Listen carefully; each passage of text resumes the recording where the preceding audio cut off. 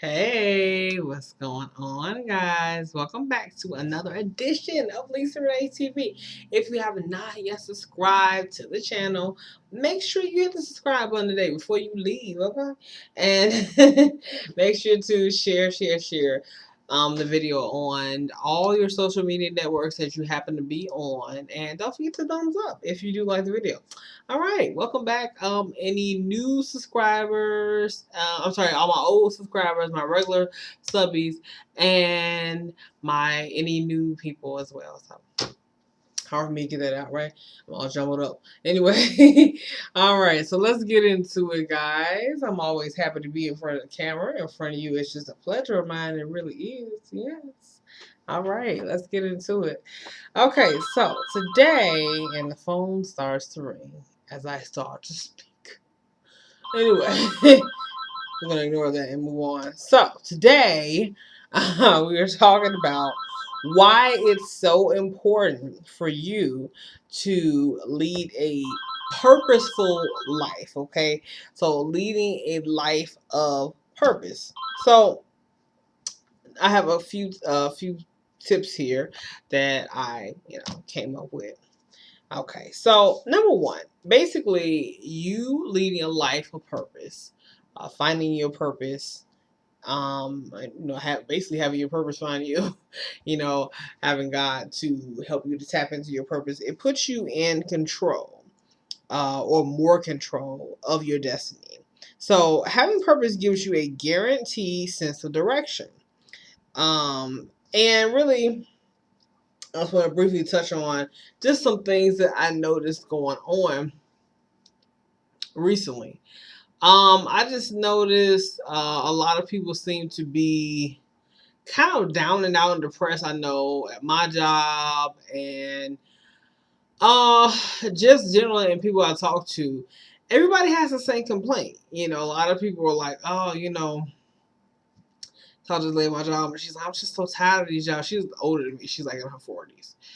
She's pretty about 20 some years on me, and she's like, yeah, I'm just tired of these jobs. It's like up and down. It's a lot of instability, and it's like you get a job and it's never stable if you don't know how long you're gonna be there. It's gonna happen, right? And that's a sad reality for a lot of people. They're juggling jobs, in between jobs, they're underemployed or unemployed, constantly on unemployment, or just it's just you get this job and you just don't know what to expect, and then you get a job, hallelujah, right? But then not really, kind of sort of, because you like it ain't enough to really cover what I need, and that's just a big problem. Is what I notice in the world today in our society. So and I know I've struggled with the same thing, with the being underemployed and being unemployed in general. So I know what the struggle life is like. You are basically living paycheck to paycheck, and you're trying to figure out how these ends are going to meet. Okay, because they're a little too far away. Okay, one is over here, one over here. You like, in a way, you're like, Lord help. Okay, and I know I talked a lot about that in one of my videos I did. I think it's called Loving Him for the Lack thereof. If you all haven't watched it, you can watch it. I go into it a little bit more extensively, about what to do in seasons of lack. So I have touched on that. So it's a hardship. It really is. And I'm not going to sit up here and pretend it's so easy. And sometimes trying to be cheery about it or trying to be positive, that gets annoying, because you're like, oh, yeah, I'm trying to think positive and everything. I'm trying to have faith, but my faith is waning, and it's a challenge. But I find in those dry seasons that it's where God builds your faith the most. When you feel like you're at a loss or you don't have a lot, and it's usually when He wants you to lean on Him. And when you cast your cares upon Him, because He does care for you, so when you cast your cares upon Him, you allow Him to take control, you allow Him to be the captain of your ship, you slide over to the passenger side, let Him drive, hey, just for kicks. Allow him. And if you say, "Well, I ain't got no gas in my tank," let him fill it up. Let him get the gas for you. You're like, "I'll fill the gas up and I'll drive." How about that? Why don't you just relax and just take a load off? Let him handle that baggage, and you just lay your burdens down for real. Sometimes you gotta have a lay your burdens down moment with God and just really go to Him like, "Lord, I can't." Like I got this light bill due, I got this gas bill due, my cell phone about to get cut off, my water about to get cut off, my daughter got fees with school, and we need groceries on top of that. Like, Lord, I can't see it. I can't see it. And you can't tell me that He will not make a way. I mean, I know from personal experience. Like, come on, like He will make a way. And it can be, and you can't tell me, "Oh, Lisa will." I mean, you don't know how much pressure is on me. You don't know how this is. And look at my check. Look at my bill. You want me to show you yours? You want me to show you mine? I'll show you mine. And here, I mean, He can do it. So please don't try to tell me He can't do it. I'm telling you, He can. He has nothing too hard for Him. And sometimes you just got to do that. When your back is just really against the wall, you just really have to come to Him. And I mean, really, it's just you learn how to trust in Him, and lean on Him. It really just put all your faith and dependency in the Lord, and that's exactly what He wants you to do. And leading a purposeful life. So that's exactly what my point is. My first point I'm making, why it's so important that you find out from God what exactly is it that He has you here to do. Because a lot of times when you know why you're here, you know what your passion in life is, you know what you want to do, that will obliterate the poverty you're in. A lot of times your poverty comes for a lack of you not knowing your purpose, or knowing and not knowing how to start it. So a lot of y'all got businesses in you.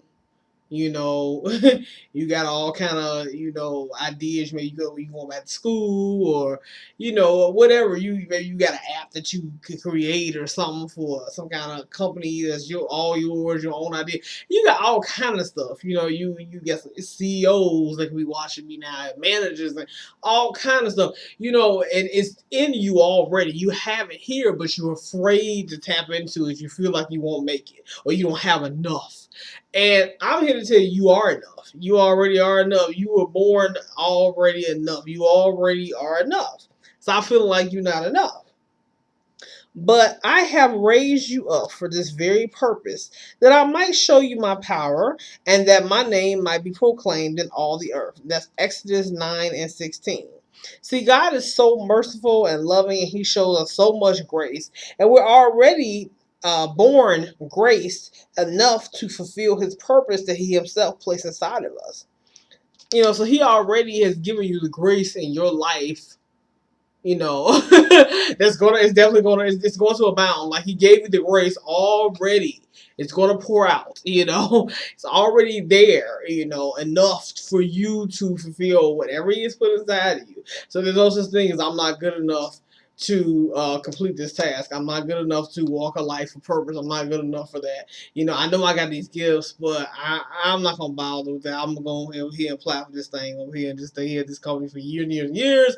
And these people don't even appreciate you. Like, they don't appreciate your talent. They're never gonna pay you what you're worth. You're never gonna get any satisfaction out of it. You're gonna be depressed, lonely, and maybe have a job in another year or so, because they're gonna decide that you're whatever. You cut for whatever reason, doesn't matter. A lot of times companies don't have a reason. They just fire you for the heck of it, and they do.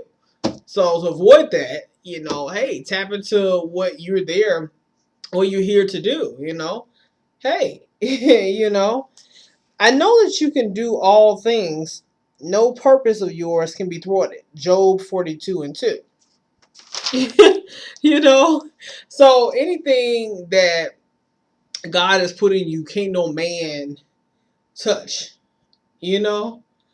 Yeah, can't no man, come and close the door or close the window down that God has opened up. Anything that God has for you, like how you said what God has for you is for you. That thing is true. That thing is real. Like, can't no man, can't none of these people down here on campus, they don't like you or whatever. They cannot No. There's nothing they can do. Can't nobody stop you from going, a certain limit or a certain, to a certain distance in life. Nobody can put limits on you. Uh, but a lot of times we limit ourselves, with our thinking. Like with negative thinking puts a box on you and will limit you. And God can help you break out of that box. But can't no, His will is going to be done regardless. Like, no. Mm-mm. Can't nobody down here tell you ain't going to be nothing. You're gonna know do this. You're not good enough. You're not pretty enough to do that. You're so not smart enough. Like you can never own a business. I can't see you doing that. No, your dad and them didn't make it. So why would you? Don't let people tell you BS like that. Like no, that is no. No, God put something inside of you that is inside of you. And don't be looking for everybody to believe in your vision either. You know? Like I hear Joel Olsen say all the time, he didn't put the vision inside of them, he put the vision inside of you. I love when he says that. So what he's saying is, I gave the vision to you to see. Everybody don't have the same pair of eyes. Everybody don't see your vision. So you may tell your vision to your uncle and your auntie and them, and they look at you like you're crazy. And they're like, oh, sit down, boy, you ain't gonna do that. Sit down, great. Ain't nobody in this family ever did that before, so why you think you can do it? And you sit there and let it soak in and believe it, and then you be right there with them in the next 25 years of your life. Well, you could have been like surpassed that, They could have been sitting there like, oh my God, that's my nephew, that's my niece, Hey, and they was saying, what's telling you ain't gonna do it? That's usually what happened. They be like, I would believe in you. You be like, sure you did, But yeah, it's not even about proving it wrong. Wrong is really just about, um, just proving it to yourself that you could do it and God getting the glory out of your life, because the purpose that He put inside of you, the passion He put inside of you, you are living it out. You are saving, you're saving lives, you're saving souls, you're inspiring people. I mean, this is wonderful. I mean, you're living. You walk in, you say you live a life of purpose, and it really glorifies Christ, and the fact that other lives they are touched and they will be touched. Every time you live a life of purpose, I don't care what it's doing, it's always going to affect another life, and that's the powerful thing about living a life of purpose. And it gets rid of hopelessness and worthlessness and depression. Many are the plans in a person's heart, but it is the Lord's purpose that prevails. Proverbs 19:21.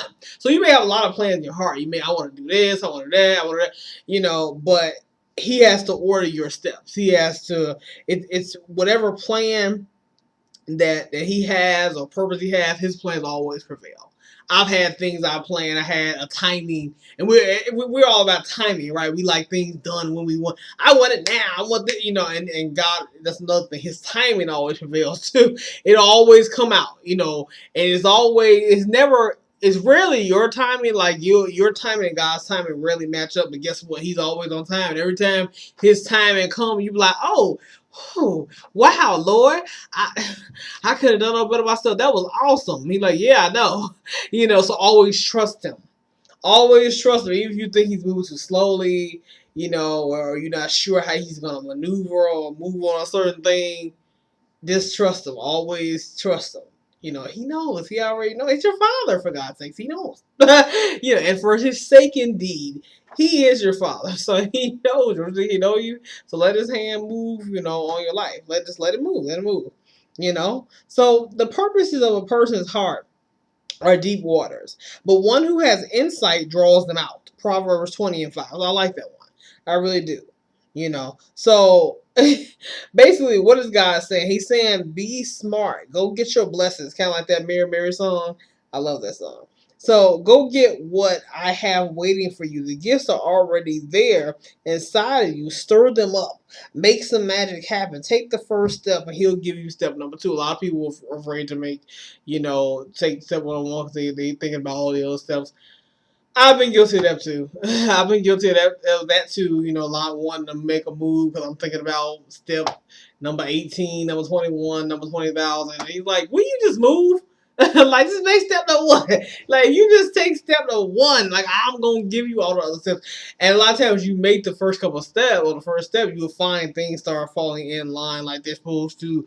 And there's no pushing from you. There's no pressure. You ain't feeling like, oh my God. And He's like, no. Just let me do this, and you just follow. You just, hey, all I need is a little from you, and you just do a little something, something. You just, hey, make that first move. Just get yourself in position there, and I got the rest. And there you go. So you know it, you like your dreams are coming true. You like, what? You got that business you always wanted. You got that college degree you always wanted. You created that app you always wanted to do. You like, what? You wrote that book. You like, excuse me, what? I never even knew this was gonna happen. Yeah, all it took was one step. I think I heard this. What was that? I think it's a phrase. I don't know who said it, but the longest journey will begin with a single step. That's the truth. You always have to take one step. 1,000 begins with one first.